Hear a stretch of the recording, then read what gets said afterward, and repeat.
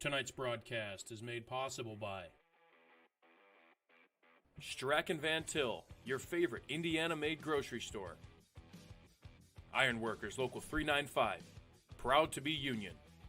Four Seasons Mechanical, quality and comfort is our guarantee. Boilermakers Local 374, earn while you learn. IBEW Local 697, proud to support high school sports. Bricklayers Local 4, the best hands in the business. Economy Electric Heating and Cooling, keeping you cool in the summer and cozy in the winter. The Right Group, the right way to buy and sell real estate. Mark Macknick, Chicagoland Tax Professionals. Blythe's Team Sports, where the athlete shops. And Hampton Inn, downtown Indianapolis. This is the Region Sports Network, the only game in town.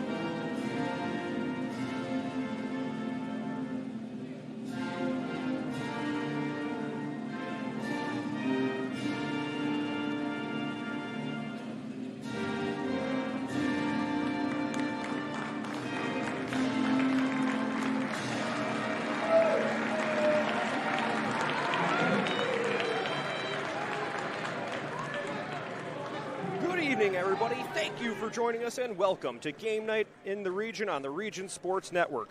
We come to you tonight from the Wolves' Den at Michigan City High School as the Region Sports Network presents live video coverage of the Indiana High School Boys Basketball Tournament as the East Chicago Central Cardinals take on the Mishawaka Marian Knights in the Class 3A Regional Championship. I'm Leo Stotterher, and I'll have the play-by-play for tonight's action, and joining me with the color analysis is Jay Simmons. Well, Jay, we've made it through the sectional round, and now the circle gets smaller. The Knights and the Cardinals meeting tonight with some hardware on the line as they try to continue their road through the state tournament. Yeah, and you got Hoosier Hysteria going full at it tonight. You got this game. You got the Purdue Boilermakers playing right now. You've got East Chicago Central 14-12 playing, and you got the Mishawaka Marian 17-7. You got to look at it a little bit. East Chicago is a little bit of the underdog here, but hey, we've seen stranger things happen over the last couple of weeks. And, yeah, let's talk about that because both teams have had their full display of Hoosier hysteria to get here. For the Mishawaka Marian Knights, they enter with a 81-44 win over South Bend, Washington in the first game of the sectional round, and then in the sectional championship, they defeated Culver Academies in a triple overtime thriller, 73-65, where then the East Chicago Cardinals. They cruise all the way to the sectional championship, and then in style and fashion, they win in overtime, 57-54 against Gary Westside. So you're right, a lot of Hoosier hysteria going on.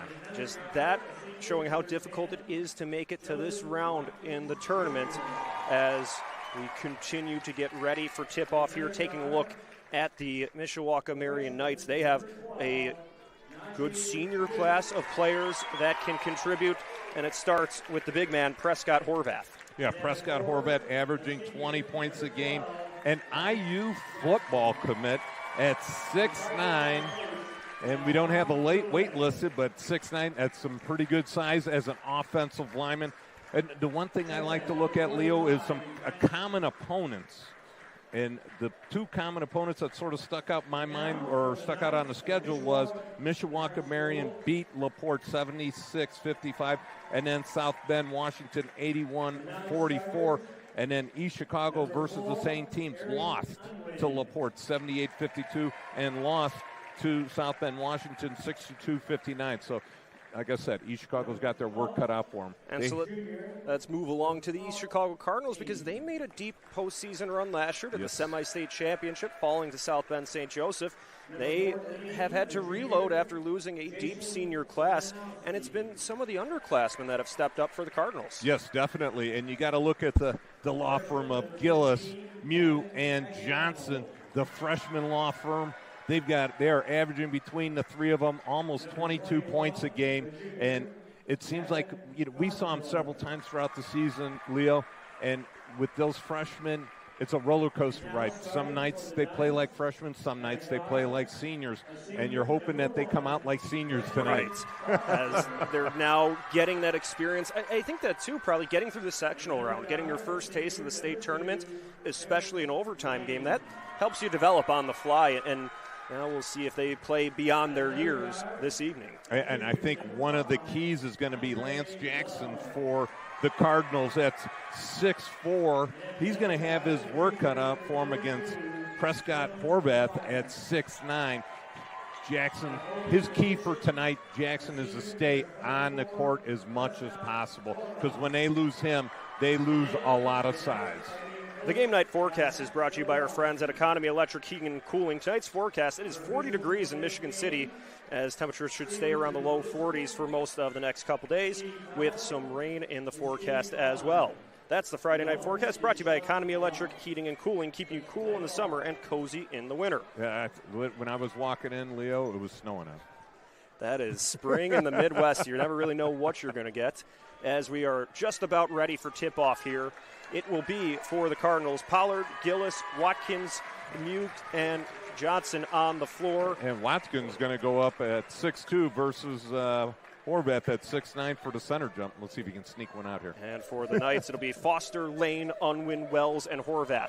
The Knights wearing white uniforms with navy numbers, white and gray stripes down the side, while the Cardinals wear navy uniforms with red numbers. As the Knights win the tip-off, it's held up at the logo by Brandon Foster, the senior point guard. He works it to his right side to Andre Wells. All right, Coach Maruri coming out in a 1-2-2 zone here. They get a tie-up right away with the big guy. Horvath gets wrapped up at the stripe by Gillis and Watkins. It'll be a jump ball. The possession arrow goes with the Cardinals. So a big stop for East Chicago early. Yeah, Coach Maruri throwing a curveball to start the game, and that new defense coming out. Gillis sends it to his right to Pollard, who connects with Watkins up top. Watkins, the senior, plays catch with Gillis. They reverse it right side to Pollard, averaging 12 points per game, helping lead the Cardinals. Gillis steps forward at the top of the arc. Now Pollard handles at the logo.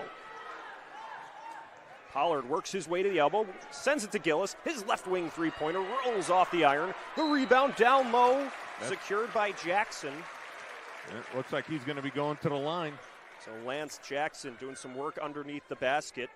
The senior averaging 5.7 points per game, just over 5.5 or 4.5 rebounds as well. He'll head to the stripe to try to start the scoring just in front of the Marian student section. It looked calm and cool and collective senior up there. Jackson drops in the first free throw.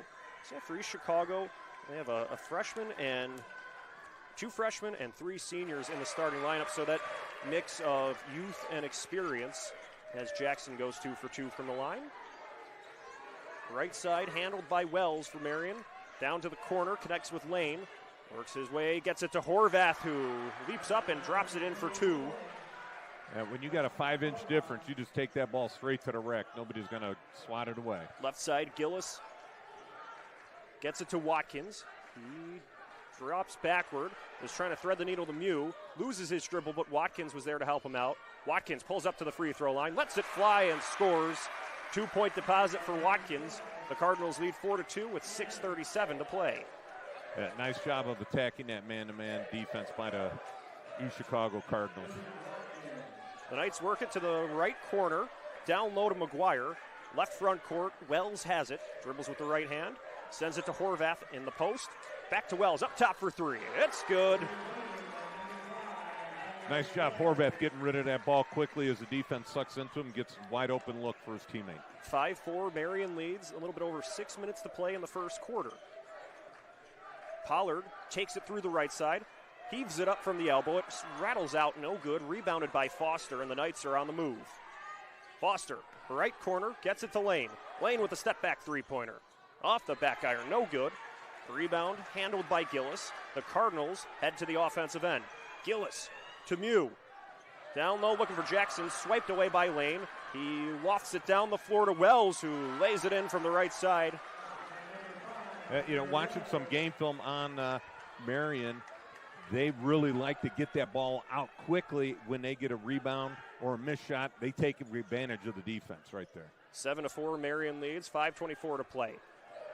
Watkins has it on the right side, angles along the baseline, tries to skip it to the left corner, intended for Mew, but it was off the mark, goes into the Knights bench, and Marian will take over. East Chicago going to extend the defense full court. So Prescott Horvath will inbound it. We mentioned Horvath averaging 19 points, 8 rebounds per game. East Chicago's going to try and trap the inbounder. Marian will work it down the floor, looping it to McGuire in the left front court. He draws a double team. They try to wrestle it away. Pollard and Watkins were in the mix just in front of the bleachers. And now the whistle cuts the air, and it'll be a Knights basketball. The foul will be on Jamari Pollard. So 5:09 left to play in the opening quarter. Marian leads 7-4. Again, East Chicago coming out in that zone. Going to leave the corners open. Lane rolls, gets it to Horvath at the line. Horvath steps forward, tries to pass it to Wells, but it skips away into the backcourt. It'll be an East Chicago basketball. Good defense forcing a turnover. Horvath, he's got to take his time and get relaxed and just turn. He's got a 4 or 5 inch height difference, so he's got to take his time, make sure he makes some solid passes. Good defense, though, by East Chicago. The freshman point guard, Mekhi Gillis, brings it in for the Cardinals, sends it left side to his senior teammate, Pollard. Now Pollard circles, gets it to Gillis. Gillis been averaging 7.5 points per game. Mew flips it right side. Pollard for three. Yup. And Marian right there was out in a 2-3 zone, left an open man. Pollard's three-pointer ties it at 7 with 4.5 minutes left to play in the quarter. Lane angles from right to left, skips it to Wells. He'll try a left side three-pointer. No good, off the back iron. Pollard takes the rebound. He soars down the floor, gets it to Gillis at the point. Left side, Pollard. His stop and pop three-pointer goes right down the middle. Oh, that was one of my keys to the game, Leo, was right there. If East Chicago can get hot from the three-point line, it's going to be a tough game. Great defense right here. Mew with the steal and the score. Banks it in off the window. The Cardinals on a 5-0 run lead 12-7. Defense, good defense always leads to easy points. 5 points in the last 30 seconds for the Cardinals, but then Horvath gets it down low, but not before there was a foul on the Cardinals. Yeah, it looks like Watkins picked it up. So East Chicago, having scored the last 8 points, lead 12-7 with 3:47 left to play in the first quarter. The Knights will inbound it from the baseline. Terrence Lane will look to find a counterpart to pass to. Yeah, it looks like Ryan McGuire checking into the game, number 23 for Marian. And they connect with Horvath at the three-point line, and then Wells sends Watkins down to the floor as the pass was off the mark. A lot of contact right there. Coach Aruri talking about it should have been a charge call. Yeah, I was waiting to see if there would be anything. There is not. It's a possession for Marian still. Foster will work the inbound. The senior working in the right corner, and then away from the ball, Wells gets tripped up and brought down to the floor by one of the Gillis, number 2. By Gillis, so that's a foul on the Cardinals, extending the stay in the offensive end for the Knights. They flip spots where the inbound would be, now from the baseline. Foster scans the floor. It's broken up by Mew. Mew draws a crowd in the corner. It goes out off of a white jersey. So it's a Cardinals turnover. Coach Murray made a good call right there. Yeah, nicely done by the freshman. And we'll keep it right here as there's a timeout on the floor. We'd like to remind everyone that tonight's video stream is powered by Absolute Power Systems in Griffith, providing exceptional service for industrial engines, pumps, and generator power systems. For more info, visit AbsolutePowerSystems.com. Absolute Power Systems, powering your business absolutely.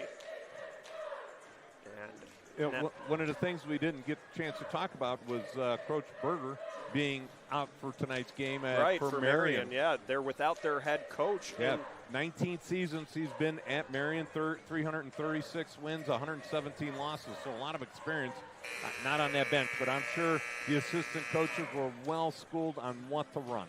Certainly with knowing, having just about a week to prepare, you can work through things, how to handle this. And now you look at the other head coach, Ala Marui, in his 4th season with East Chicago, 67-28 with the program, and trying to take them on another lengthy postseason run.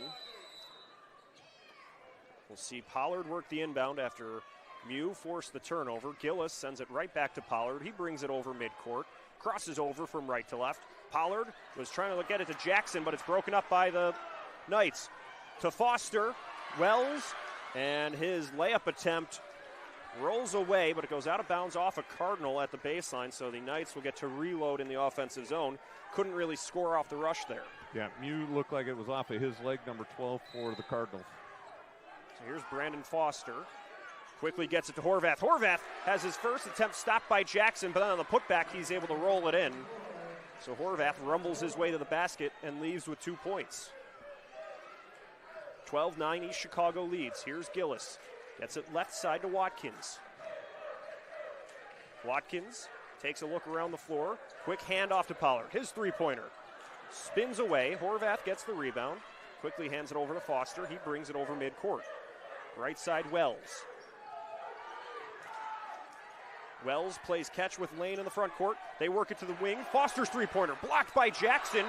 And then Pollard was going along the baseline, gets clipped by McGuire, and the ball goes out of bounds. Well, it was either the official was going to call the out of bounds for Marian, or I'm sorry, for East Chicago, or call the foul, one way or the other.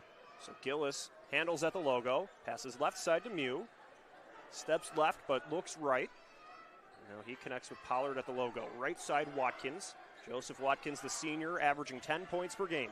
Drifts back, tosses it right side, Gillis. Gillis drives along from the right side, gets stood up by Foster, and now there will be a foul on the Knights. Yeah, it looks like it's going to be Foster on the block. 2:27 left to play in the first quarter. East Chicago leads 12-9. Right. That's only the second team foul for Marian. East Chicago's 3 with 2:27 left in the first quarter. Oh, they're gonna say on the floor. So they'll inbound it from the baseline rather than shooting 2. Here's Gillis. Gillis goes to the corner for Pollard, but it's tapped away by Horvath. So they'll get another look, adjust spots. Gillis gets some advice from Jackson, and now he makes his spot to the corner, but the senior giving him a pointer. Jackson hands it right back to Gillis. Up at the point to Watkins. Right wing, Pollard. Now they flip it to the left side. Watkins threads the needle to Jackson at the block. Jackson goes to Watkins. 2:13 left to play as Watkins drives to the basket, scoops it up with the left hand, and draws the foul. That'll be interesting to see who this one is on. Number 23, that is McGuire. Oh, 24. Looks like they got Horvath for obstructing Jackson on his way to the basket. It's Joseph Watkins, who will shoot 2, the senior, averaging 10 points and just under 5 rebounds. Yeah, and again, the same thing conversely. Marian really wants to keep Horvath on the floor as much as possible. Same as East Chicago with Jackson. So when you're trying to face a player like Horvath at that size and that skill, how are some ways you could try to draw him into committing those fouls? I think you got to attack him and go straight at him and force him to make a decision. Is he going to stand there and take the charge, or is he going to try and block the shot? So the nice job by East Chicago right there, taking it to him. Watkins splits the free throws, goes 1 for 2, makes it a 13-9 lead at the 2-minute mark. Long stretch pass down the floor to Wells. He skips it to Foster, who lays it in for 2 from the left side. 13-11, East Chicago's lead dwindles down to 2. Left side three-pointer from Watkins. And he adds 3 more points for the Cardinals. 16-11, East Chicago leads with 1:45 to play in the quarter. McGuire gets it to Wells, steps inside the arc, pulls up from mid-range. Good. Yeah, both teams are red hot right now, getting some great open looks offensively and just banging them home. Gillis crosses over at the point, gets it into the corner for Mew. His three-pointer rolls in, good for 3. Najee Mew makes it a 19-13 lead for the Cardinals. Now a left side three-pointer by Lane, off the back iron, rebounded by Mew. Fast pace here in the final 2 minutes. Here's Watkins spinning his way from the left side, skips it up top to Gillis. He reels it in with the left hand, sends it to Mew. Mew drives along the baseline, gets stood up by Horvath, finds Pollard, who's able to toss it in for 2. East Chicago leads 21-13. Wow, what a great job. Pollard cutting right to the middle, gets an open look at the layup, point blank. Stretch pass down the floor intended for McGuire, but it was tapped by one of the Cardinals. Will give the Knights a chance to send it up the floor. This is, I have to say, Leo, in all the games we've done this season of East Chicago, this is the best ball movement I've seen them have against a tough man-to-man, moving the ball, cutting from all different angles, looking great offensively right now. Jonah McGuire handles, gets it to Horvath, rolls through the lane, and drops it in with the right hand. You're staying out of the way of the bus. Horvath just had a lot of runway through the paint and was able to get it in from the right side. 15-21, Cardinals lead as Watkins handles in the right front court. 21 seconds left to play in the opening quarter. Watkins with a belt-high dribble with his right hand. East Chicago waiting for the last shot here. Moves it to Gillis at the logo. Gillis angles to his right. Time to start taking it in. Spins at the elbow. High steps, sends it high off the window. No good, gets his own rebound. And there's a foul called. We'll see, it might just be out of bounds. Yeah, ball hit the out of bounds line or somebody's foot while they had the ball. 0.3 of a second remain in the inbound for Marian. Foster to Wells. Pulls up from half court and sends it high off the window. And with that, the first quarter reaches its conclusion. East Chicago leading 21-15 in this regional championship. You're listening to Game Night on the Region Sports Network, the only game in town. Have you heard? Stratton Manteau was voted Best of the Region 2025 in several categories, including Best Caterer, Deli, Flower Shop, Food and Grocery Delivery, Fried Chicken, Place to Buy Produce, Place to Buy Seafood, Loyalty Program, and Grocery Store. We're proud to be recognized by our community, and we're committed to continuing to deliver the variety, value, and convenience you deserve. See for yourself what it means to be the best when you shop at Stratton Manteau. Four Seasons Mechanical proudly serves Northwest Indiana, providing quality, reasonably priced, reliable service. With a quality and comfort guarantee, the professionals at Four Seasons Mechanical offer a wide range of services in heating, ventilation, and air conditioning. Whether it's residential or commercial, Four Seasons Mechanical is there 24/7. To find out more, the website is fourseasonsmechanical.com or give them a call at 219-756-7020. Four Seasons Mechanical, your indoor air quality specialist. Be sure to stay connected with all things Region Sports by supporting and following us on social media. We're always active on YouTube, Facebook, Instagram, X, and online at regionsports.com. Celebrating over 25 years, we're proud to still be the only game in town. Leo Staudaher, Jay Simmons with you. Zach Miller and Clint Klaus make up our crew, and our management team, executive producer Chris Ramirez, Rich Castillo, and Mike Dewan, making this possible as the second quarter begins in this Class 3A regional championship between Mishawaka Marian and East Chicago Central. Just inside the arc, Wells handles for Marian and fills it up for 2. Right. You can't leave him with that wide open of a shot. He's hit several mid-range jumpers already. So makes it a 21-17 score. Cardinals ahead by 4. They handled the offensive end. Here's Mew, the freshman, finds his underclassman counterpart in Gillis up top. Gillis takes a look around the floor, swings it right side to Pollard. Pollard spins, guarded by Lane, connects with Jackson up top. Gillis towards the corner to Watkins. Watkins surveys the floor, instead opts to shoot for 3, and he knocks it down. Another 3-point deposit for the Cardinals. They've been shooting well from beyond the arc. Yes, they are red hot. Wells to Horvath at the elbow. He lets it fly, and it's good. I think at this point in the game, you got to think Coach Rui can't be feeling any better about his team than he is right now, being up by 5 points. Mew skips his way into the paint, sends it up top to Pollard. He shuffles to the left, and he knocks down another 3-pointer. That's 2 in a row for the Cardinals. 27-19, the Cardinals lead with 6:36 to play. We're in the second quarter as Wells tripped up, brought down to the floor by Mew, as now we'll see Alamarui for the Cardinals go to his bench. And for the first time, he's kept the starting 5 on the floor for most of this game. That's Gillis' second. And Zayden Johnson will take his place on the floor. So Johnson, another one of those freshmen, been averaging 5 points per game. And the stats don't tell the full story with a freshman like that, who really, at times we've seen, has just been able to go to those dirty areas to get rebounds, make those assists. Yeah, Johnson, he loves to crash into the lane. Horvath holds it up top. The Cardinals swarm around him. He goes with an outlet feed to Foster. He cranks up a 3-pointer, but it's no good. Jackson grabs the rebound. Pollard behind the back pass to Johnson. His 3-pointer off the back iron. The rebound by Mew. Tosses it right side Watkins. East Chicago still hanging on to possession here as they settle things down to the perimeter. Pollard up top. Sends it to Mew at the free throw line. He angles to his right. Sends it off the iron. Rebounded by Johnson. Pollard with a 3-point attempt. It's good.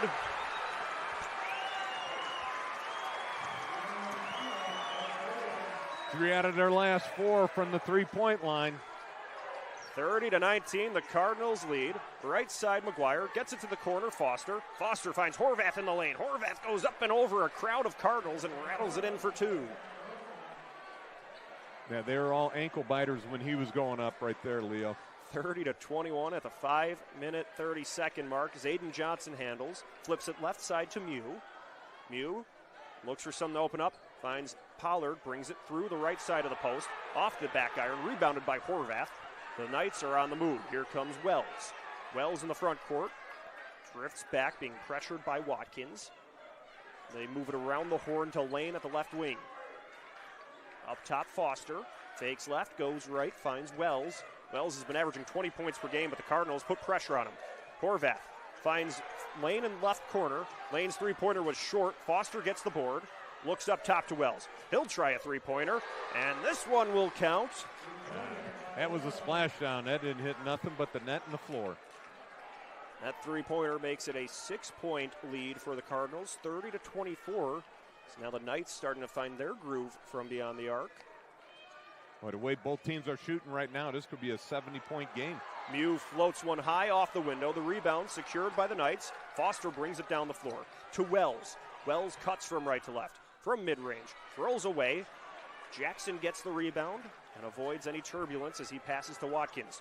Watkins crisscrossing his way, sends a Marian defender down to the floor, and the foul will be on Watkins. Or no, the foul is on Wells. The foul is on yes. Wells. Wells of Marian. It's on the defensive player. They call the block. As we will have a timeout on the floor. We will take one as well. So stick around. You're following Game Night on the Region Sports Network, the only game in town.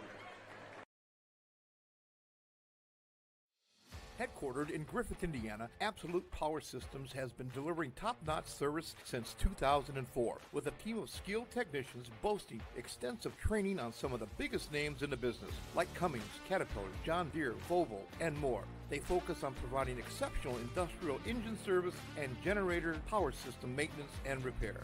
Check them out on the web at AbsolutePowerSystems.com. Absolute Power Systems, powering your business absolutely.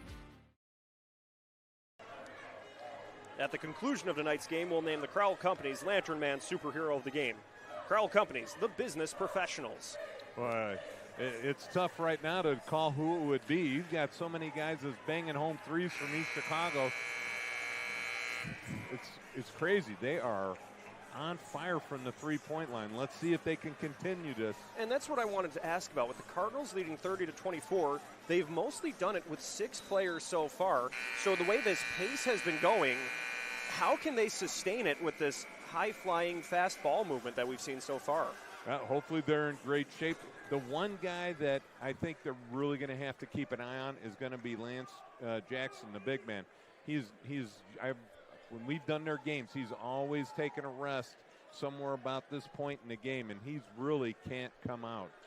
This is a young East Chicago group. They've mixed in a lot of different players over the course of the season, so we'll see who they trust to call upon in the rotation here as the game progresses. Pollard handles near the logo, finds Jackson at the stripe. Jackson steps forward, spinning in the paint, guarded by Horvath. Jackson blocked by Horvath, and then Horvath jabs it out of play. That's the first time we've seen Jackson try to take on Horvath all game.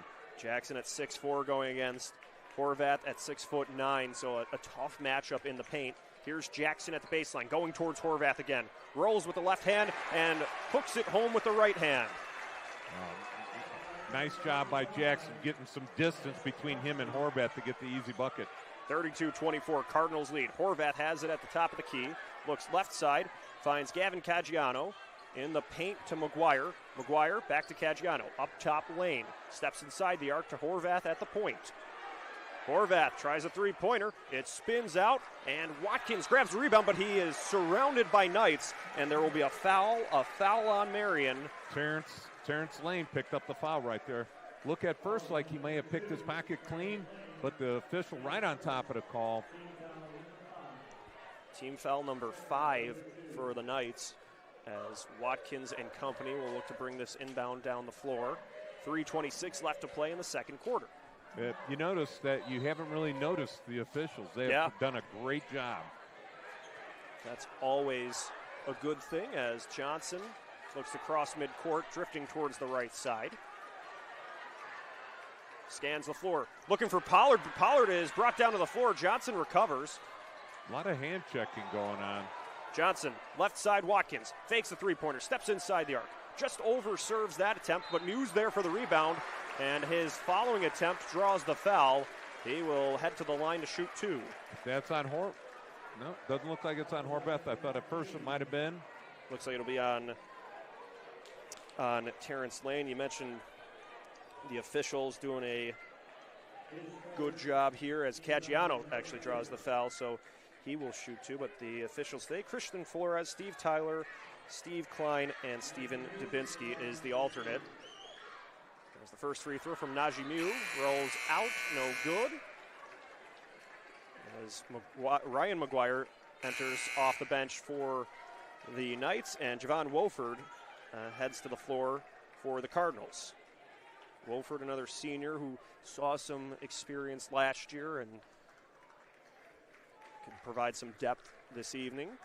As Mew gets ready for his second free throw. The Cardinals leading here with 3:04 left to play in the second quarter.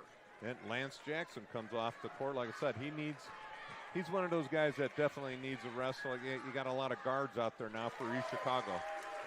Mew drops in the second free throw, makes it a 33-24 lead for the Cardinals. And 2 of 4 from the line so far tonight. Right side, Jonah McGuire handles, sends it up top to Lane. Lane draws a double team at the logo. Outlet feed to Foster. Down low to Horvath. Angles his way to the basket and banks it in off the window. Good for 2. Yeah, Horvath with some nice hands right there, able to catch that pass right over the top of the defense. You mentioned he's an offensive lineman, but with moves like that, you would have thought he was a tight end. Great call, Leo. Johnson in the front court, steps inside the arc. Outlet feed to Mew. His three-point attempt. It's good. Najee Mew makes it a 10-point lead for the Cardinals, 36-26 with 2:20 remaining in the quarter. McGuire just outside the arc in the right corner, works along the baseline to Horvath, reels it in with the right arm and knocks it in off the window. Well, it looked like Horvath got smacked in the face. No call. 36-28 as then Pollard was charging towards the basket and draws a foul. And Horvath in some discomfort on the floor as he seemed to catch a hand or an elbow up high on that last offensive stand. Foster tagged for that last foul. Yeah, 4th team foul on Marian. Only 1 team foul for East Chicago this quarter. Lance Jackson back on the floor as Jamari Pollard steps up to the floor. Pollard been one of the players that's been leading the charge offensively for the Cardinals as he drops in his first free throw, 12 points per game. And you think a 6-foot guard, 4 rebounds a game? That's the way this East Chicago team has played. Somebody's had to step up. They might be a little undersized, but they have players that aren't afraid to go down low. As Pollard goes 2 for 2 from the line, extends the lead back to 10, 38-28 at the 2-minute mark. Foster gets twisted down to the floor by a pair of Cardinals. There will be a foul on one of them. It was Johnson and Mew both in the area. To go with the theme of St. Patrick's Day, Coach Brewery looked like he was doing the Irish jig on the sidelines there. Yeah, he was not pleased with that call. Jonah McGuire sends it to Ryan McGuire down low in the post. McGuire tosses it forward with the right hand. No good. Rebounded by Johnson. And the Cardinals are on the move. Pollard crisscrosses his way, lofts it to the basket looking for a partner. Mew gets to it. Then Mew scoops it up. It rattles around. No good. The ball is loose on the floor. Lane gets to it. Lane handles for Marian. Looking to break the Cardinals press down the floor. Foster now scans it. Gets it to Jonah McGuire at the right wing. Back up top to Foster. To Horvath at the elbow. To McGuire. McGuire dances back. Now Foster in the front court. 1:23 left to play. Lane to Jonah McGuire. McGuire loses it. Gillis tries to jab it away. Here's Ryan McGuire in mid-range. To Horvath. Horvath surges forward and tosses it up for 2. McGuire, great idea. Throw it up in the middle and let Horvath catch it and take it in for a layup. Yeah, send it to the guy that's taller than everybody else. And that'll get you a lot of assists. That's sort of like Braden Smith for Purdue. Yep.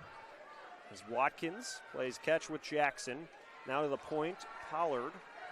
I would think East Chicago's going to be perfectly fine letting this clock run down. Yeah, with about 40 seconds remaining in the quarter, they just cycle it along the perimeter. Right now it's Pollard. Pollard gets it down low to Mew, who serves it up with the left hand. Still battling with Horvath, or that's Watkins down low, and it goes out of bounds. It will be a Marian possession. Hey, you notice Horvath does a nice job. When he goes up to block a shot, he goes straight up with both hands. Being that he's so much taller than everybody on the court, he really doesn't have to swing his hands downwards. He just goes straight up. He was able to block that shot. So 26 seconds remain in the second quarter, and the Knights have the basketball. Cardinals put on a 2-man press. Foster takes it over midcourt, sends it towards the right corner to Wells, but he can't reel it in. It goes out of bounds in the corner. The Cardinals will take over. 16 seconds to play before the half. All right, let's try this again. See if they can hold it for the last shot. Yeah, because they tried to send it to the inside the arc last time and couldn't quite result in points. Here's Watkins in the right front court. Watkins follows a screen from Jackson. Moves along the perimeter, lets it fly for 3, off the front iron to Johnson. Johnson tosses it up with the right hand, and time expires as his shot hits the rim. No good. That's how the first half will end. East Chicago leads 38-30 after 2 quarters. We'll have a lot to talk about during halftime and to set the stage for the third quarter. So stick around. You're following Game Night on the Region Sports Network, the only game in town.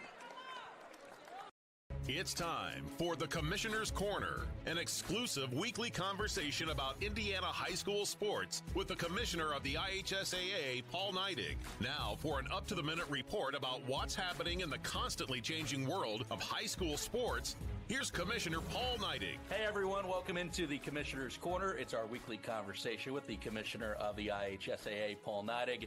I'm Brendan King. Paul, always great to be with you, and some exciting events coming up across all high school sports here in the state of Indiana. But to start with Saturday's action from Muncie, Worthen Arena, the girls gymnastics state finals. Can you talk about what's coming up and what should be a fun event? first of all, we're going with the Worthing Arena for gymnastics, and we've been there for several years, and it's an incredible facility and a great town to be able to host our girls gymnastics state championship. And we've had a little bit of a change to the tournament format this year, to where we're bringing more individuals instead of that aren't necessarily part of an advancing team to the state championship. So we're going to increase that experience for those. I think we'll have 22 additional girls competing this weekend at the state finals, and we're really excited about that. And it should be a really good match or meet, or we got Olympics coming up in the near future, and in the indoor side of it, and we're really excited about putting our spin on girls gymnastics in the state this weekend. And of course, you know this well, Paul, and your entire team. To put on a successful state final, no matter what sport it is, you need the support of your staff, but you also need the support of all kinds of different IHSAA sponsors. And there's a couple that we want to shout out today. American Dairy of Indiana has been a new sponsor for us, and we're really excited about what goes on with them. And certainly we're promoting the drink of milk. But if you go to our state championship events, we are now capping the state championship with the ceremonial bottle of milk, and we're able to drink that milk, and we're really proud to be able to do that with them. And winners drink milk, is the saying, and that certainly is on display at the end of the state championship. And another sponsor that we've been doing some work with, the Indiana State Police.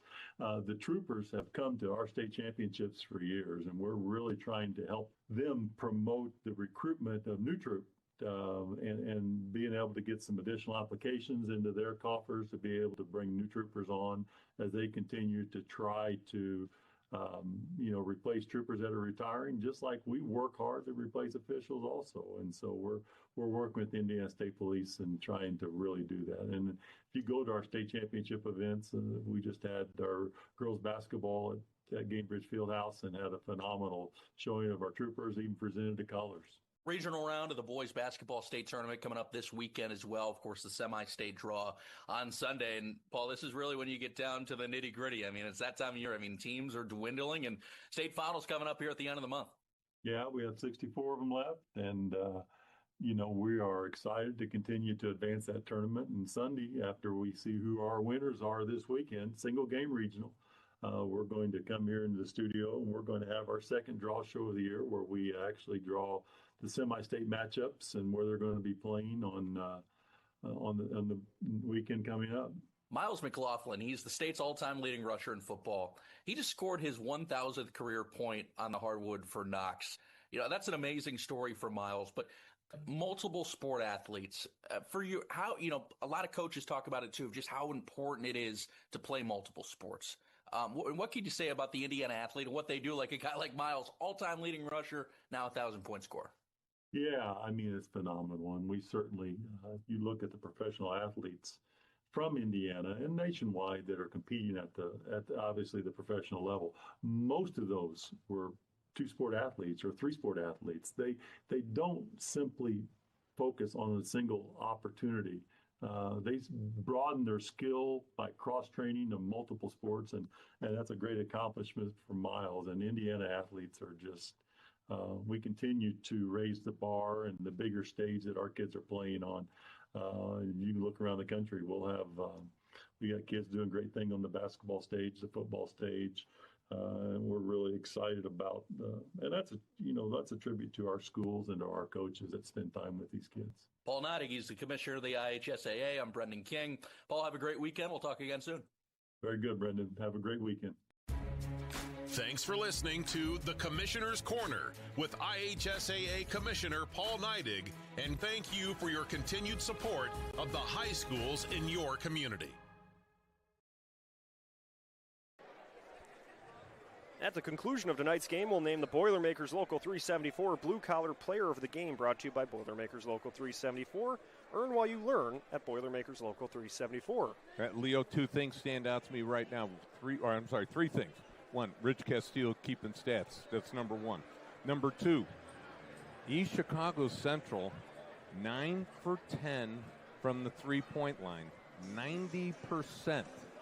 And the third thing that sticks out to me, Marian, 0 for 0 from the three-point line. or from the free throw line, I'm sorry. Yeah, those certainly playing a big factor in the score as it's halftime here at the Wolves Den, where East Chicago leads 38-30, awaiting the start of the third quarter as the Cardinals really doing it through a group effort. A lot of different players stepping up. And you talked about what really stood out, too, was the pace they were able to play at, just moving the ball all over the floor. And it's been able to set up some of those three-point looks. Yeah, and you have to look at it. 68 points scored in the first half. You rarely see that in a high school game, that many points. And the pace of the game was really exciting. The crowd, I think, was standing up half of the time. It was just a great atmosphere here in East Chicago, or in Michigan City, but East Chicago just playing lights out as the guest tonight. And as we take a look, some of the point leaders for the Cardinals, Jamari Pollard contributing 7, Joseph Watkins with 9, and then Najee Mew, the freshman, with 12. So that's just been a group effort for the Cardinals. On the other end, it's been Preston Horvath for the Knights with 16 points, and Andre Wells with 12, getting things done for Mishawaka Marian. Yeah, and Preston Horvath averaging 17 points on the season. Just what a great first half for the man. He's a man in the middle. He knows he can dominate and take the ball anytime he can get it. So we'll step aside. When we come back, we will have the start of the third quarter between East Chicago and Marian in the regional championship. So stick around. You're following Game Night on the Region Sports Network, the only game in town. IBEW Local 697 isn't just wiring buildings. We're woven into the very fabric of Northwest Indiana. We're your neighbors. Our kids go to school with yours. We stand in the same bleachers cheering for the same high school teams. When you hire a union electrician, you're not just getting the highest quality work. You're supporting our community. IBEW Local 697, proudly powering our own. Calling all current and future homeowners in the Northwest Indiana area. Whether you're buying or selling, Brent Wright is here to make your real estate journey smooth and successful. With years of experience, personalized service, and a deep knowledge of the market, Brent will help you find the perfect place or get the best deal for your property. Call today at 219-406-7195 and take the first step towards your real estate goals. Contact Brent Wright, the right way to buy and sell real estate. When it comes to your money, you deserve more than just numbers on a page. You deserve someone who sees the full picture. Meet Mark Machnick, one of Northwest Indiana's most trusted accounting professionals. Whether you're running a business, planning for retirement, or just trying to make sense of tax season, Mark Machnick, located in Highland, makes it simple, personal, and believe it or not, painless.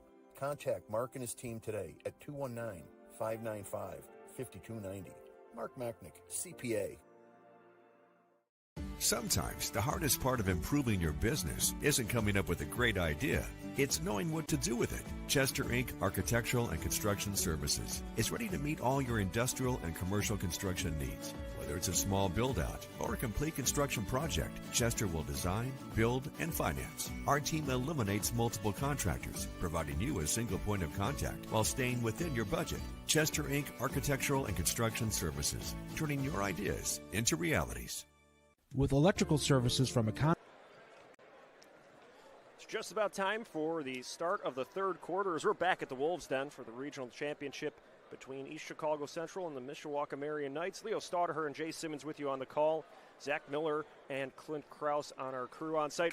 Rich Castillo keeping stats, and then our management team of Rich Castillo, executive producer Chris Ramirez, and sports director Mike Dewan, making things possible for this state tournament, as this game has certainly delivered plenty of excitement. We'll see what the second half has in store. Well, one of the stats I didn't even notice is East Chicago, 11 rebounds, Marian, 6.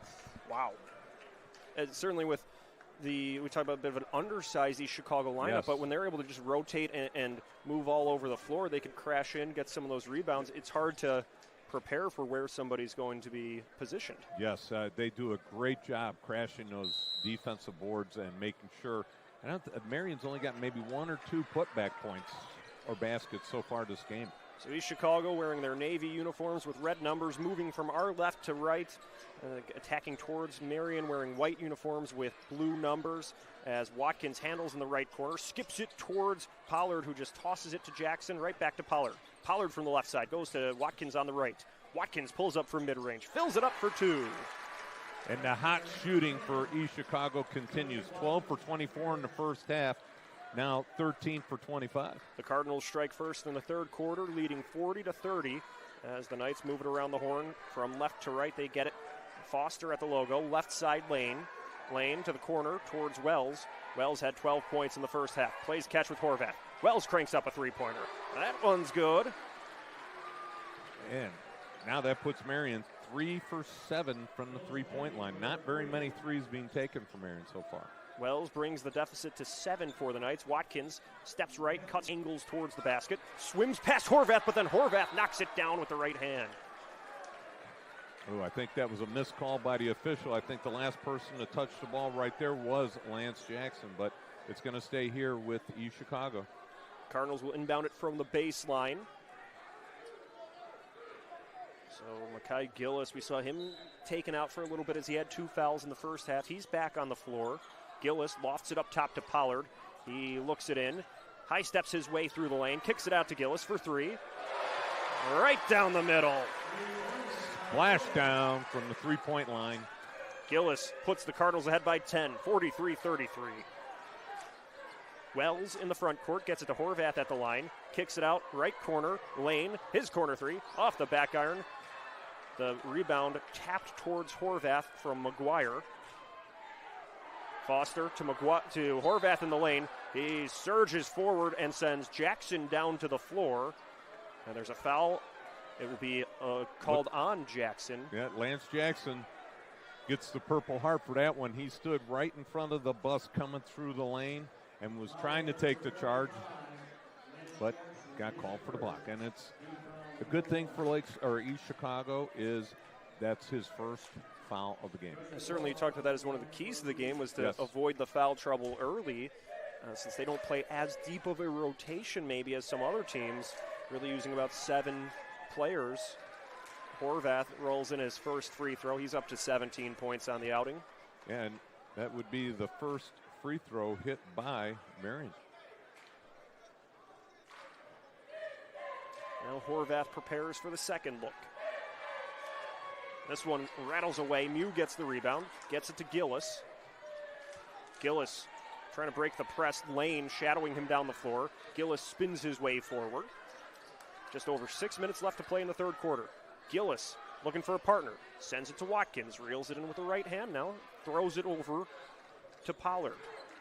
Pollard with the left-handed dribble. To Watkins. Calls for some help. Gillis gets to it at the logo. Right side, Pollard.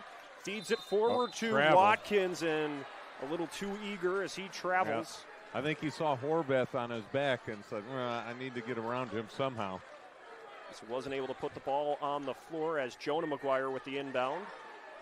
Skips it to Wells. Wells sends it forward. And then Horvath has it in the lane, but it's poked away. Gillis just sneaks up on the big man and taps it out of bounds. Yeah, big man can't hesitate on that one. He's got to take it straight to the basket before the defense swarms on him, like he did on that play. So Makai Gillis, the freshman, making a heads-up play. The inbound goes towards Horvath, jabbed away by Jackson. Pollard gets to it. Now Pollard weaving his way down the floor, the left-handed layup, high off the window, no good. That might have been a proud Union play of the game. Boom. As the three-pointer from Wells is good. So Wells settles things down and knocks it down for 3. Yeah, Wells right there, just great open look. See a big 5-point swing right there, Leo. Missed layup and a three-pointer on the other end. Mew to Pollard. Drifts out, gets it to Mew at the elbow. From the post, Mew drops it in for 2. Well, you saw that Horvath popped out defensively and left the lane wide open. Wells takes it down the floor with a left-handed drive. Wells serves it up, no good, but Horvath is there for the putback to deposit it for 2. 45-39, East Chicago leads, 4:47 to play in the third quarter. Gillis takes it forward, looks for a partner in Mew, finds Watkins at the left wing. And then Gillis was working things in the post, and he draws the foul.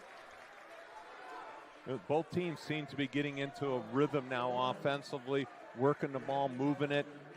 Marian working it inside. East Chicago still working the perimeter and still banging home the threes. Foul's on Foster, his third. Gillis will inbound it from the baseline. Looks for a counterpart wearing a blue jersey. Finds Watkins. He sneaks down low, serves it up, no good. The rebound handled by Lane. The Knights take over. There's Lane at the logo, right side to Foster, to Horvath at the elbow. Horvath with a quick handoff to Wells. Wells was trying to loop it to a teammate. He takes a tumble down to the floor, and it goes out of bounds. Yeah, some good aggressive defense by East Chicago, forcing the turnover. And the Marian fans wanted a foul called on the Cardinals, did not get it. They're making their feelings heard. Yeah, well, the officials are letting a lot of hand checking going on out there. Pollard's right side three-pointer, no good as he heads to the floor. The rebound still loose on the floor. Foster and Mew battling in the corner. They get it to Horvath. Horvath to Wells. Wells driving down the floor. Wells pulls up just inside the paint, off the back iron, no good. The rebound. The putback is good. That was Jonah McGuire heading to get to the rebound, sends it up for two, and then gets knocked down to the floor.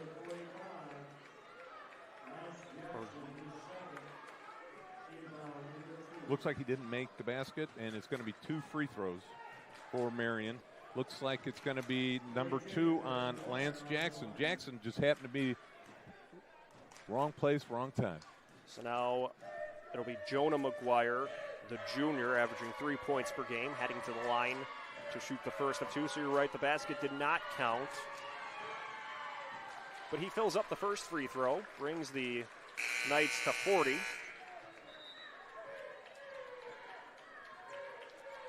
Ryan McGuire returns to the game for Marian. Marian's starting to chip away at that 10-point lead at halftime. McGuire gets set for his second free throw. This one rolls away. The rebound grabbed by Jackson. 45-40, East Chicago leads with 3:53 to play in the third quarter. Here's Gillis. Gillis scans the floor. Dribbles with the right hand. Fakes the pass. Angles it to Watkins. Back to Gillis. Gillis with a no-look pass to Mew. Jackson down low. Jackson draws a crowd. Tosses it up with the right hand, and it's good. Wow, Jackson strong to the basket right there. 3 defenders, still able to get it in. Nice work down low by Jackson as he had a group of Knights around him. 47-40, East Chicago leads after the basket from Jackson. Here's Horvath in the post. Horvath gets it to McGuire. He swims down low and scoops it up for 2. Horvath, nice pass. McGuire, great cut to the basket. 47-42, the lead for East Chicago. Gillis to Mew. Mew on the right side to Jackson just inside the arc. Jackson finds Watkins, fakes the three-pointer, drives his way to the lane, and he rolls it up good for 2. Yeah, Jackson right there takes it to the big man, gets the points. 49-42 as Wells goes through the air. No good as he heads to the floor. No call either as Pollard to Watkins on the right side. Watkins shakes past one Knights defender, sends that one off the front iron. Gillis gets to the rebound. Gillis from mid-range, fills it up. As soon as I say Marion's starting to chip into that lead, East Chicago extends it back to a 9-point lead. Cardinals heating up here, leading 51-42, just under 2.5 minutes to go in the quarter. And then as Lane was working his way forward, he draws a foul. So we'll see who is assessed that one. Looks like it'll be on Jackson, his third. So now Jackson, as we mentioned, no fouls in the first half, but 3 here in the third quarter. They'll bring him out of the game, so that changes the look on the floor for the Cardinals. Definitely. The last time he came out of the game, Marian was able to just force feed Horvath, throwing it over the defense. Terrence Lane's at the line to shoot 2. He's been averaging 4.5 points per game, 2 rebounds. Lane, he makes 1 free throw, so 51-45 the lead for the Knights, or for the Cardinals over the Knights, pardon me, as Gillis with the handoff to Pollard. Pollard drifts backwards in the front court, gets it to Wolford. His three-pointer spins out, no good. Mew trying to get the rebound, picks it up at the baseline, sends it at the window, no good. And Mew sends his rebound, but McGuire gets in front of it. Lane down the floor to Jonah McGuire. McGuire has two Cardinals around him. Poked away by Pollard, and Pollard lays it in for two from the left side with the steal and the score. Boy, they are just playing some great defense. As it's knocked out of bounds, it'll be a Knights basketball. Stay with us after the game. We'll name the proud-to-be Union Play of the game presented by Ironworkers Local 395. Go to ironworkers395.com to start your future as an ironworker. That play by Pollard could have been a contender. Yes, right there. Great steal and finish. 53-45 Cardinals lead. Long stretch pass down the floor to Lane. Marian has the rock. They get it to Foster, to Horvath in the post. Horvath rumbles forward, gets it to Lane. Lane, from a couple feet away from the basket, rattles it in for two. He turned around and looked. He goes, where's the defense? All right, I'm going to shoot this. Lane makes it a 8-point deficit for the Knights, trailing 53-47 as East Chicago has possession now. Pollard scans the floor, running things at the point. Pollard with the high right-handed dribble, skips it forward to Watkins. He steps back, now working in mid-range territory. Watkins in the post to Gillis up top. Gillis cranks up a three-pointer. Off the back iron, the rebound. Wolford nearly had it, but it squeaks out of his hands. Down the floor to Wells. Wells from the left side. His layup will be good. It brings the Knights within 4. The closest they've been since the first quarter. Watkins on the crossover. Cuts towards his left. Watkins twists, turns, shoots, and scores. Now let's see if Marion's going to hold it for the last shot here with 30 seconds. 55-49. The Cardinals have the lead. Foster gets it to the corner to McGuire. McGuire along the perimeter, knocked away by Watkins. Watkins just taps it out of bounds. East Chicago with the nice quick hands, able to deflect passes, knock balls off the dribble. Yep, they're giving Coach Arui a warning. So Alan Marui, the head coach of the Cardinals, giving the sideline warning, so he heads to the end of the bench. He looks like he was running away from the official. It wasn't me. I wasn't out there. And then he's turned to the crowd and go, what? Me? What? I love it. Horvath takes it along the baseline, sends it forward, good for two, knocks Watkins down to the floor. 20 seconds left to play as the Cardinals get ready to work. Gillis trying to break the two-man press. 13 seconds and counting left to play in the third quarter. Gillis weaves forward, works inside the arc, circles back in the dribble, goes off his shoe, out of play. Gillis was turning the corner, and as he planted his right foot, his dribble just went down right on his shoe and out of bounds. A tough break for the Cardinals with 5 seconds remaining. Horvath has it in the post, turns, sends it off the back iron. The putback from Wells will... What? They are saying it's good. It will count. The putback counts as time expires in the third quarter to bring the Knights within 2. Wow. After 3 quarters, East Chicago leads 55-53. We have a good one here, so stay tuned. Fourth quarter action coming up next. You're following Game Night on the Region Sports Network, the only game in town. Sometimes the hardest part of improving your business isn't coming up with a great idea. It's knowing what to do with it. Chester Inc. Architectural and Construction Services is ready to meet all your industrial and commercial construction needs. Whether it's a small build-out or a complete construction project, Chester will design, build, and finance. Our team eliminates multiple contractors, providing you a single point of contact while staying within your budget. Chester Inc. Architectural and Construction Services, turning your ideas into realities. You ready? Let's go! Yeah! For those of you that want to know what we're all about, it's like this, yo. This is 10% luck, 20% skill, 15% concentrated power of will, 5% pleasure, 50% pain, and 100% reason to remember the name. Your future starts here!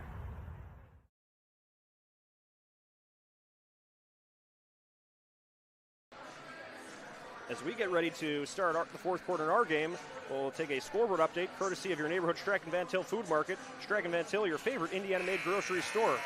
So we see Marquette leading 43-40 over Triton with a little bit under 6 minutes to play in the fourth quarter. If you couldn't hear that over the buzzer, that's Marquette leading Triton 43-40 in the fourth quarter as we start the fourth quarter. But you can follow all of tonight's region basketball scores on the Strachan Van Til hometown scoreboard. Strachan Van Til, your favorite Indiana-made grocery store. East Chicago leading 55-53 as their lead cut down to 2 in the final seconds of the third quarter. The Knights have the basketball as Horvath ties it up, driving towards the basket and heaving it in for 2. Yeah, strong take to the basket. So the Cardinals were leading at one point by 9 points, 51-42, but now we're all even at 55. Watkins gets it up to Pollard, back to Watkins at the elbow. Watkins with a fake. He serves it up, no good, as then Horvath lands on top of him. Wells, his left-handed layup will give the Knights the lead. First lead for Marion since the first quarter. 57-55, the Cardinals trailing in the early stages of the fourth quarter as the pass at the top of the zone was swatted away by the Knights. So the Cardinals will get a chance to reload. Gillis sends it up top to Pollard. If East Chicago can get back in that nice rhythm that they had. And then a foul will be called on Foster as he was trying to guard Watkins. Both teams starting to get a little chippy. For Foster, that's his fourth foul. 7:04 left to play in the fourth quarter. Foster will have to head to the bench to stay out of trouble. But the Knights leading 57-55. Gillis gets it to Watkins at the wing. Watkins stepping back just outside the arc. To Mew. Left side, Pollard. Pollard crisscrosses, drives forward. There's a crowd of Knights around him as he serves it high off the window, but there will be a foul on the Knights. He was surrounded. Yes, he was. It's going to be interesting to see who picks up the foul. Because depending on, it'll be on Horvath, his second. So Horvath's foul sends Jamari Pollard to the line to shoot 2. Pollard, probably one of the players you want at the line for the Cardinals. Their senior leading the way with 12 points per game. His first free throw is good, brings the Cardinals within 1, 57-56. 6:51 left to go here in the fourth quarter in what's been a wild regional championship between these two. This is what Hoosier hysteria is all about. And following the made free throw by Pollard, we had timeout on the floor with things even at 57. So now for East Chicago, you were leading for most of the game, but then the Knights work it back in to even things up and briefly take the lead. How does a young team like this try to weather the storm? Well, one, I think they've got to make sure they stay in their offense. They all of a sudden the start of this quarter, it seems like they've been very stagnant. They've got to get back to that great ball movement they had in the first half. And then on the defensive end, they've really got to work hard on denying Horvath the ball, or make sure when he gets the ball, he's at least 10, 15 feet away from the basket, and then they'll be fine. This is an East Chicago team that played an overtime thriller in the sectional championship. Both teams. Defeating Gary Westside, and then now they're playing another close game against a tough Marion team. This is what the state tournament's all about. Yes, it is. Season on the line. This younger, more inexperienced East Chicago team, much different than the team that went to semi-state last year, but still winning games in March when it counts. That's right, and putting together a nice win streak going into the tournament.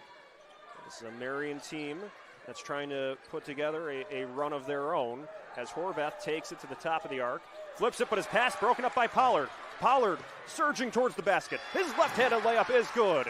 Wow, what a great job intercepting that pass by Pollard. And then just taking it the length of the floor. Cardinals leading 59-57 as McGuire has it down low. He's wrapped up by Jackson. It's a jump ball. And it's going to be East Chicago ball. Marion's playing into the trap of East Chicago by picking up the pace. They need to slow it down, work the ball inside to Horvath. That's what they're at their best. So the inbound goes to Gillis. He'll survey the floor. 6:27 left to play. East Chicago leads 59-57. Here's Gillis crisscrossing at the logo. Works his way inside the arc. His right-handed layup attempt was blocked by Horvath. It'll be a Cardinals possession from the baseline. Again, Horvath, great defense, goes straight up, put his arm out, was able to deflect it, but defensively playing great Now with all these guys taking the ball at him. Gillis will look for a teammate down low, sends it to Watkins. Now Pollard's three-pointer right down the chimney. He shot that one from Lake Michigan. He was deep. 62-57, the Cardinals lead by 5. McGuire along the perimeter. Gets it to Jonah McGuire down low. Ryan passes to Jonah, and now Lane fills it up for 2. So the Knights staying with it. They will take a timeout, a 30-second timeout. So back and forth these teams go in what's been an eventful fourth quarter. We'd like to remind everyone that tonight's video stream is powered by Absolute Power Systems in Griffith, providing exceptional service for industrial engines, pumps, and generator power systems. For more info, visit AbsolutePowerSystems.com. Absolute Power Systems, powering your business, absolutely. And the funny thing is, you watched as East Chicago came to their bench. Coach Arui is out on the court talking to the official. One of the assistant coaches had to pull him back and say, hey, we're in a timeout. Let's go. We got to talk to the guys, not talking to the official. So Coach Arui politicking hard here. Yeah, and you talk about the job he's been able to do this season, too, with a few new starters, getting these freshmen to develop on the fly. It's when you don't have a player like Dominique Murphy who graduated on to Division I basketball, Yes. that changes your game plan. And these Cardinals have been playing well here in the regional championship. Coach Murray has pulled some tricks out of his hat this year. Now they will have the inbound from their own baseline. I love it. Coach Murray hasn't stopped yet. No, he's still talking to the official at the sideline. As now Pollard, who just had that steal and a layup on that last possession, as well as the three-pointer, gets it to Gillis at the logo. Gillis crosses midcourt, works it to Pollard. Pollard fakes the step right, now cuts to his left. Pollard in the lane, serves it up, and there's a foul on the Knights.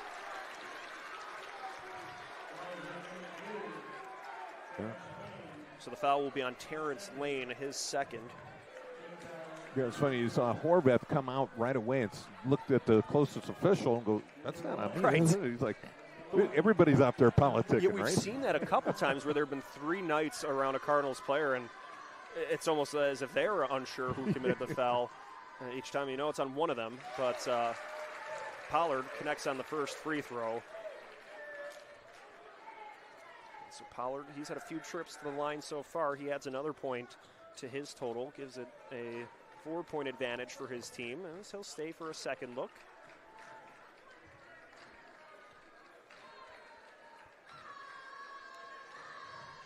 So Pollard gets ready and fires the next one. He goes 2 for 2 from the line, extends the lead, 64-49. The Cardinals lead by 5 with 5:35 to play in the fourth quarter. Well, they've really turned the switch on here in this fourth quarter. Horvath reels it in, sends it right side to Wells. Wells tosses up towards Foster. Foster fakes left, goes right. Here's Lane. Lane at the point. Back to Foster. Foster to Horvath. Horvath hooks it with the right hand. It's good. Horvath just unstoppable when he catches that ball in the paint. The Knights are within 3, trailing 64-61. Let's see what Makai Gillis and the Cardinals can do as they enter the offensive end. Gillis follows the screen, steps back beyond the arc to Watkins. Watkins skips it to Jackson. Jackson moves along the baseline, guarded by Horvath. Jackson goes up. They call travel. Nope. Good call. They will erase the basket as he was whistled for a travel, trying to drive his way past Horvath. So a tough break for the Cardinals as they'll give Marian the basketball with 4:54 left to play. I think the East Chicago crowd thought it was going to be a 3-point play. Here's McGuire weaving his way forward. Quick handoff to Wells. Wells, we saw one of the top contributors in the first half for the Knights. Lane to Horvath at the point. Horvath along the perimeter, handoff to Wells. Wells drops backward, gets it to Foster. McGuire at the left wing.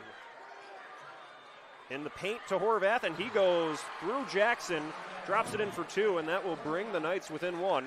64-63, East Chicago leads with 4 minutes and change left to play. Horvath again, catching that ball point blank range, knows what to do with it.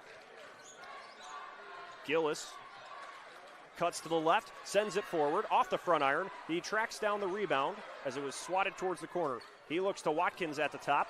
Watkins through the lane, scoops it up with the right hand. It was no good. It goes out of play off of... Looked like it was off of Horvath. Off of Horvath, it would appear. So the Cardinals will get possession from the baseline. We'll see what they can do here with 3:52 remaining, leading by 1.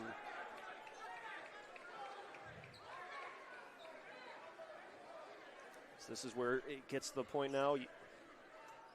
Every possession carries that much more importance. You can't waste any stay in the offensive zone.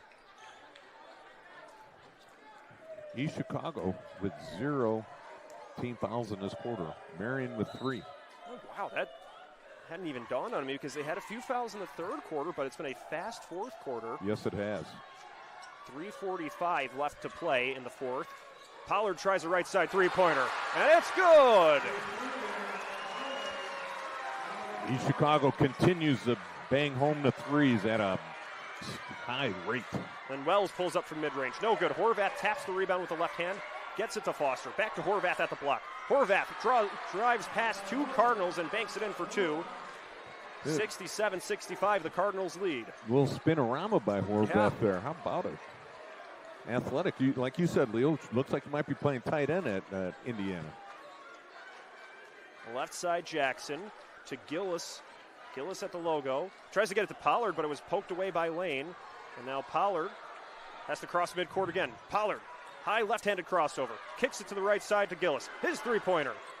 High Karam off the back iron. Jackson gets the rebound. He has 2 Knights around him, and there's a foul. A foul on Marian. Jackson doing the dirty work under the basket, draws the foul. The foul is on Horvath, his third, with 2:52 left to play. I don't think they're going to take him out at this point in time in the fourth quarter. Boy, Lance Jackson doing yeoman's work underneath the basket right there. He had 2 Marian players around him and was able to get the rebound and draw the foul. His first free throw, it's good. Makes it a 68-65 lead with just under 3 minutes left to go. Lance Jackson, the senior, averaging 5 points per game, 4 rebounds.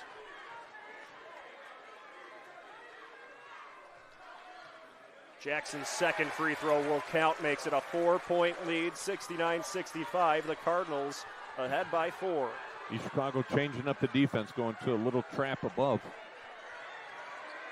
Here's Lane to Horvath at the elbow. Right corner, Foster, his three-pointer. Off the back iron, Pollard gets the rebound, stays in bounds, and then there's some chaos going on away from the ball as a lot of contact. Yeah, Watkins thrown down to the floor, but Pollard surges through the lane and banks it in for 2. Yeah, great job taking it strong to the big man. 71-65, the Cardinals lead. Lane to McGuire. Down underneath the basket, no good. It rolls away. McGuire tracks it down. He's got 3 blue jerseys around him. Kicks it to Horvath. Horvath scoops it up with the left hand. It's good, and the foul. That's the first time I've seen the big man, Horvath, show some excitement on the court. Give it a little fist pump as he got the bucket and the foul. He brings the Knights within 4, 71-67. There he goes, little arm twist. Got it. And he will head to the line to try to make this a 3-point play. So 2 minutes, 10 seconds left as Horvath connects on the free throw, makes it a 3-point play, brings the Knights within 3, and there's a timeout, so we will take one as well. East Chicago leads 71-68. You're following Game Night on the Region Sports Network, the only game in town.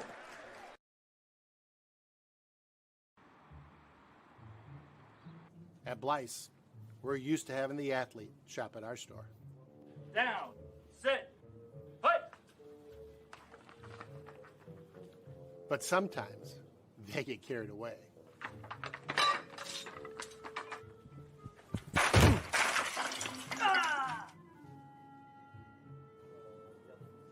Blyce, this is where the athlete shops. Located in the heart of downtown Indianapolis, the newly renovated Hampton Inn is within walking distance to over 30 restaurants and attractions, including Lucas Oilfield and Gamebridge Fieldhouse. Hampton Inn has much to offer, including a hot breakfast, high-speed internet access in every room, as well as a fitness center. Why wait? Make your reservations today. Call 317-261-1200 or make them on the web at hamptonin3.hilton.com. Hampton Inn, Indianapolis, downtown.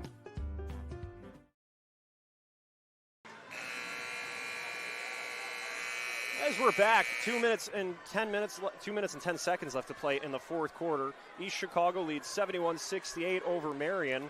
They will have possession following the three-point play by Prescott Horvath to make it a three-point ball game. As we see Watkins looking for Pollard on the inbound. Pollard handles with the right hand. They will bring it up court.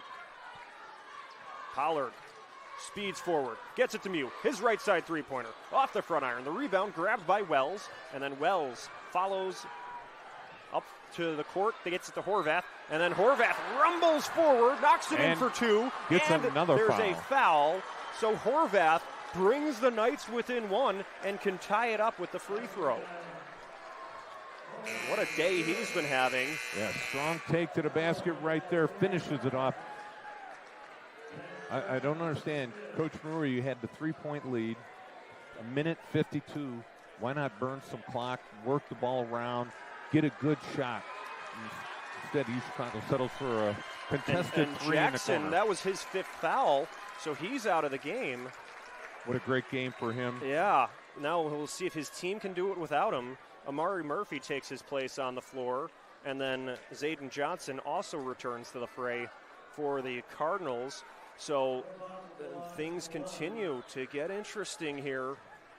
Horvath could tie it up with a clean free throw. And we're trying and to. then Pollard was taken out. He's in some discomfort on the Cardinals bench. Looks like taking a squirt from an inhaler. Horvath fills up the free throw. We're tied at 71 with just under 2 minutes left to play. Watkins brings it down to the floor, but the Cardinals playing without Jackson and Pollard now. We'll see if some of the young underclassmen can step up. Johnson has it in the left front court. Johnson waiting for things to develop. Takes it from his left to his right. Now cuts to the left. Johnson from the lane. Good for two. Strong take right there. Puts the floater in. Zayden Johnson makes it a 73-71 lead for the Cardinals. McGuire draws a double team, and they will call a timeout as he was looking for Horvath. But a timeout taken with East Chicago leading 73-71, a minute 21 left to play. You're following Game Night on the Region Sports Network, the only game in town.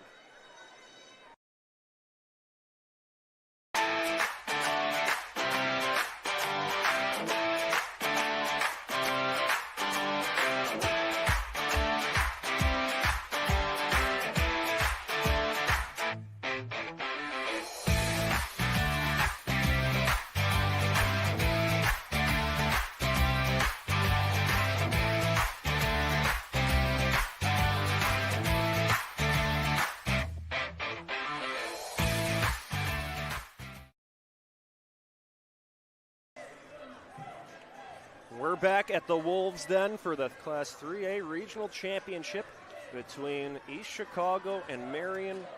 Jay, this has been a fun one here. Yes, East Chicago it has. leading 73-71 with about a minute 20 left to play. There's probably still going to be a few twists and turns down the road in this last minute 20. You notice East Chicago, they get the ball offensively, whether they're up or tied. They're taking the first shot they get a look at. They're not holding the ball. There's no let's kill some clock here. They're firing away. Let's see if Marian gets the ball into the big man. He's got really nobody able to guard him. Foster sends it towards McGuire. McGuire on the right side. Left side, Foster. Foster feeds it forward to Horvath. He can't reel it in. The Cardinals get it. Gillis calling to slow things down. Looks left side to Johnson. To Murphy. Murphy underneath the basket. Banks it in for two. Amari Murphy, just brought into the game, introduces himself to the Knights with that 2-point deposit. And then Wells loses his dribble at the baseline. Yeah, Murphy only averaging 1.5 points per game. Comes in and just says, hey, I'm winning this game. Wells had it poked away by one of the Cardinals, so it'll be an offensive inbound for the Knights. Foster will initiate this one. Foster lofts it up top to Lane. 57 seconds remaining. The Cardinals lead by 4. Lane, right side. Foster's three-pointer. Off the back iron. The rebound squeaks its way to Wells. His three-pointer, no good. Horvath reels it in with the right hand and then scoops it in for 2. Let's see, was there a foul called? They're calling the basket good and a foul. Wow. Prescott Horvath with a chance to make it another three-point play. As it stands right now, 46 seconds left to play. 75-73. Makai Gillis tagged for the foul. And Horvath, who's just been tough to stop down low, heads to the line again. What a great game he's had. He has literally put Marian on his back and said, come along for the ride. Horvath's free throw, good. We have a 1-point game, 75-74. The Knights will take a timeout. And we will step aside as well. You're following Game Night on the Region Sports Network, the only game in town. Thinking about what to do after high school? Consider a career with Boilermakers Local 374. As a Boilermaker apprentice, you'll earn while you learn. We offer excellent wages and benefits, and as part of our no-cost hands-on apprenticeship program, you'll learn from the best in state-of-the-art training centers and on the job. Become a union Boilermaker and get on your way to a great career. Find out more, visit www.local374.org or call 219-845-1000. We're back at the Wolves' Den with 46 seconds left to play. Prescott Horvath has brought the Knights back within 3 with kind of the unconventional three-pointer, or the old-fashioned three-pointer with the basket, then the foul, and then knocking in the free throw. And we'll see what this young Cardinals team can do now with the inbound and 46 seconds left to play, hanging on to this 1-point lead. Yeah, I don't think Marion's going to try and full-court press because East Chicago is just so quick and fast that if you try and press them full court here after the free throw, that I'm sorry, he already made the free throw. And looks like they're gonna full court press. I would highly not do this because East Chicago, they got 5 guards on the court. Jamari Pollard is back on the floor as well, which is huge. And you've got Horvath trying to guard somebody. Pollard looking for a partner, and then they'll quickly call a timeout as nothing had opened up. So nobody moved. Everybody just stood still and put their arm out. The Cardinals will try to regroup here. So this is another big point for the East Chicago squad, trying to find a way to get through the press. East Chicago taking a 30-second timeout, 46 seconds left. They've got to do some movement, get some players picking screens and doing all kinds of movement. Everybody just stood there and put their arm out like this and said, all right, throw me the ball. Well, there's going to be nobody open when they do that. But you mentioned the guard lineup with these guards that can move, and that's what we saw work so well for them in the first half, was that they were able to just rotate positions, cycle things around, and get open for those three-point looks. It's been hard to capture that 9 for 10 three-point performance we saw in the first half, but they still can play with some speed. Yes, they can. They play with lightning, quick speed. Marion's got 14 fouls. East Chicago's only has 3, so let's see how they're going to play this out. Pollard will work the inbound. So Pollard takes a look around the floor, gets it to Watkins. Watkins trying to get around McGuire. He spins through. Watkins has room on the left side. Got better of it. Now curls back, 39 seconds left to play. Watkins down low to Gillis. Gillis is wrapped up by Horvath. It'll be a foul. Horvath's 4th foul. But for the Knights, they doing what they had to do to try to slow down the Cardinals. So Horvath's 4th foul. It sends up. Makai Gillis will head to the line. The freshman. As Gillis playing unlike a freshman here with so much poise and making those clutch plays at times. We'll see how he can handle things at the line. No problem there as he connects on the first free throw. Jamal Pollard comes out of the game. Zayden Johnson takes his place on the floor. And as Gillis gets ready for his second free throw. It's good. 77-74. East Chicago leads with 33 seconds remaining. Here's Lane. Lane facing two Cardinals. Gets it forward. It pinballs around. Horvath swings it right side to Wells. Wells with the three-pointer. Spins out. No good. Gillis gets the rebound. Take it up the court. Get it moving. Get it moving. The Cardinals have it. 20 seconds left to play. Long stretch pass to Murphy. It goes off his knee to Watkins. 12 seconds to play. Watkins draws the foul.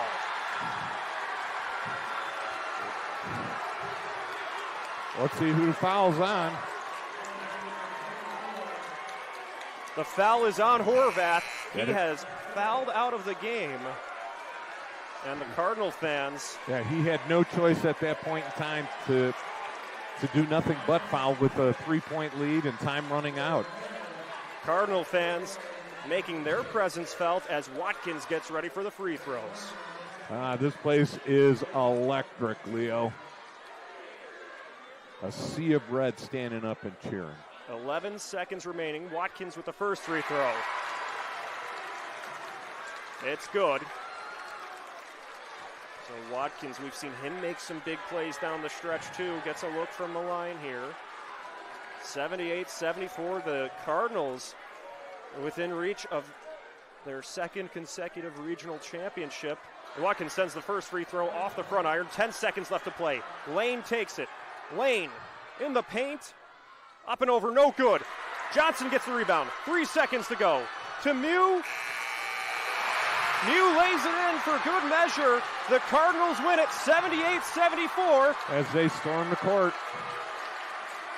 They've won regional championships in back-to-back years. The road continues for the Cardinals as they're headed to semi-states. And the reason they are going beyond this point is their three-point shooting tonight was just outstanding.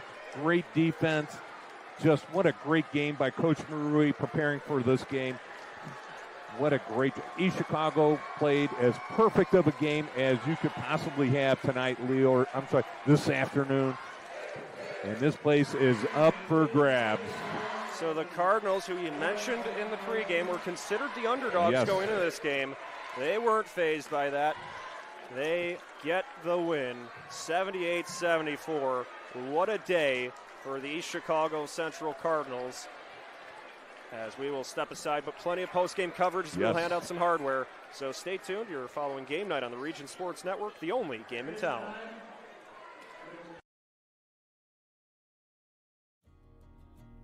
At American Testing Services, based in Hobart, Indiana, we specialize in NDT drone inspections and heat treatment services for local mills, fab shops, and facilities across the country. From Northwest Indiana to nationwide, we deliver precision, safety, and reliability. American Testing Services, America's trusted name in NDT. You ready? Let's go! Yeah. For those of you that want to know what we're all about, it's like this, yo. This is 10% luck, 20% skill, 15% concentrated power of will, 5% pleasure, 50% pain, 100% reason to remember the name. Your future starts here.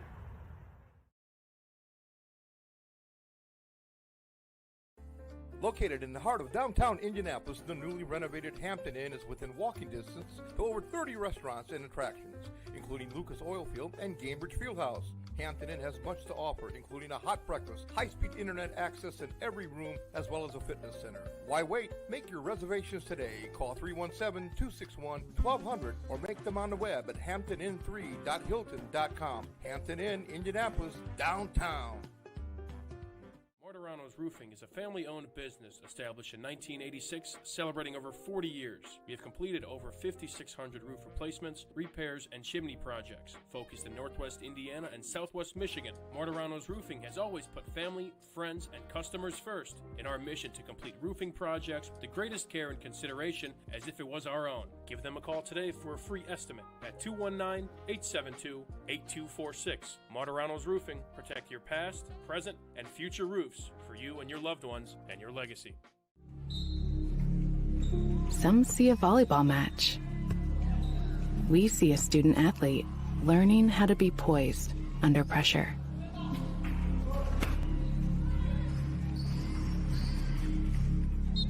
Some see a high school football stadium.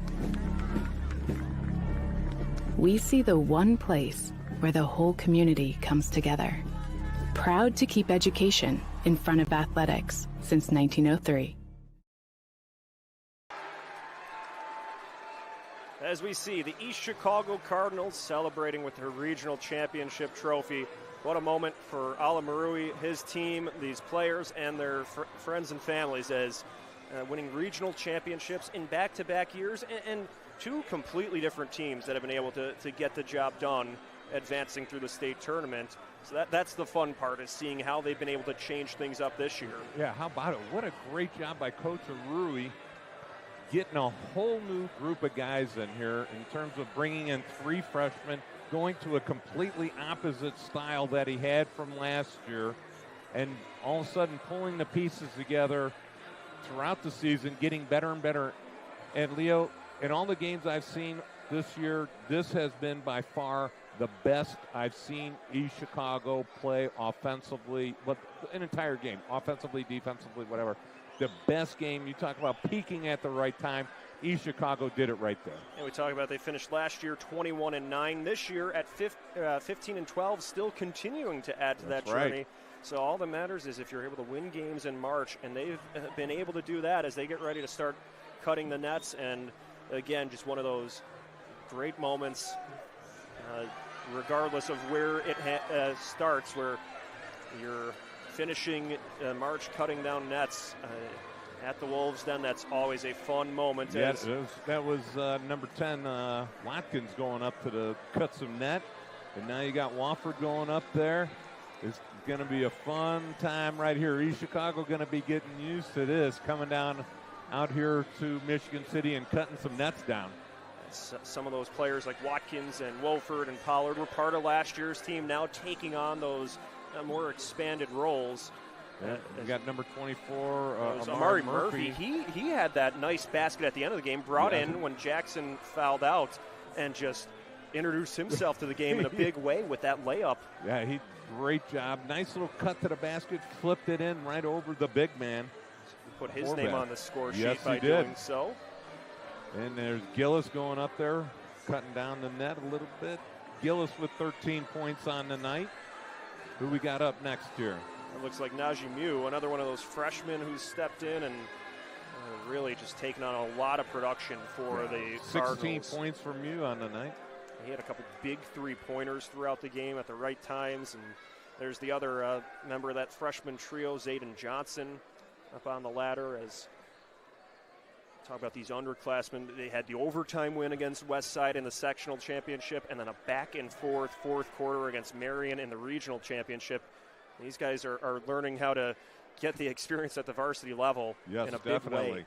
Then you got Lance Jackson, who had to fight with that Prescott Horvath underneath the basket all night long. Yeah, did a great job. And like we said, one of the keys to the game was seeing how long he could last in the game. And he lasted until, I think, about 2 minutes left in the fourth quarter. Yeah, when he fouled out, then Horvath fouled out right away after. So both teams without one of their mainstays down low. And now players and coaches continue to head up the ladder. We could start handing out some of the hardware of our own. So let's get started with, it's time to name the Crowell Companies Lantern Man superhero of the game. Crowell Companies have offices open from 9 o'clock to 7 o'clock Monday through Friday, and Saturdays till 2 o'clock in Highland, Merrillville, and Michigan City. The Crowell Companies Lantern Man superhero of the game tonight was Jamari Pollard with 23 points. What a game he had. He was able to pick the team up and put them on his back at certain points throughout the game. Not only did Pollard play great offensively, but also defensively, making some big steals. The whole team defensively just played outstanding, but he was sort of the leader of the band right there. And Pollard, one of those seniors, stepping up for the Cardinals. As moving along, it's time to name the blue-collar player of the game, brought to you by Boilermakers Local 374. Earn while you learn with Boilermakers Local 374. The blue-collar player of the game tonight was. We got to go with Preston Horvath. 38 points on the night. yeoman's work out there. Just tried to pick his team up and put him on his back, and he did the best he could. They actually took the lead at the end of the third quarter, beginning of the fourth quarter. Right. Took a 2 or 3 point lead, and just were never able to sustain it and never able to consistently get him the ball on the block where he needed it. And we saw Horvath with a couple of those old-fashioned three-pointers where he works underneath the basket, makes the bucket, and then draws the foul to head to the line for the and one. So he's certainly a blue-collar effort from Horvath. As we'll take a look. It's time to name the Proud to be Union play of the game, presented by Ironworkers Local 395. Ironworkers Local 395. To find out how you can become a Union Ironworker, visit ironworkers395.com. And tonight's play of the game was. We got a three-pointer with just a few minutes left. Having a hard time making out the number. It looked like. I believe that was Najee Mew with the three-pointer. Pollard with the three-pointer. Yes. Pardon me. That was one at a big point in the game. Yes. And Pollard really helped to give the East Chicago some momentum there. Put him up by 4 points right there. Leo, you got to look at the one stat that just it's amazing is East Chicago shot 71% from the three-point line, 12 for 17. Yeah, that certainly helps you win a lot of basketball games. You know, you're not gonna lose when you're shooting 71% from the three-point line. What a day for the Cardinals, as that was tonight's Ironworkers 395 play of the game, presented by Ironworkers Local 395, Union Strong. It's time to thank everyone involved with today's broadcast. To our management team at Region Sports, executive producer Chris Ramirez, Rich Castillo, Mike Dewan, Zach Miller, my broadcast partner Jay Simmons, our producer Zach Miller doing a great job of getting us through this broadcast. Cameraman Clint Klaus capturing all of the action, and to the coaches of each side, Rob Berger of Mishawaka Marian, Ala Marui of East Chicago, the athletic directors Steve Ravato from Marion, Grayling Gordon of East Chicago, and Ben Bachman from Michigan City, our host site today. Thank you for accommodating us. And to the viewers across all of our platforms at the IHSAA Champions Network, regionsports.com, YouTube/Region Sports, Facebook/Region Sports Nation. This is Leo Staudaher thanking you for following today on Game Night on the Region Sports Network, the only game in town.